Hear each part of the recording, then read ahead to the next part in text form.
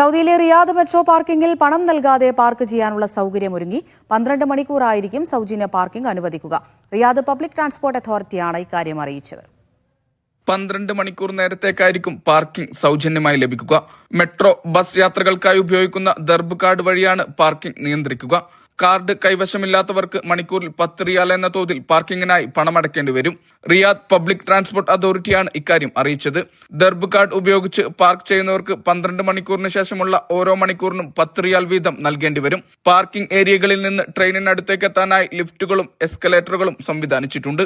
റിയാദിലെ ഗതാഗത കുരുക്ക് കുറക്കുക, കൂടുതൽ പേരെ മെട്രോയിലേക്ക് ആകർഷിക്കുക എന്നിവയുടെ ഭാഗമായാണ് തീരുമാനം. ലോകത്തിലെ ഏറ്റവും നീളമുള്ള ഡ്രൈവറില്ല മെട്രോയാണ് റിയാദിലേത്. 4 സെൻട്രൽ സ്റ്റേഷനുകളടക്കം ആകെ 85 സ്റ്റേഷനുകളാണ് Riyadh മെട്രോക്കുള്ളത്.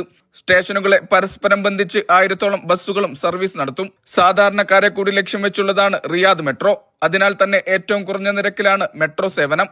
Mishal Cherpulassery, media 1, Riyadh.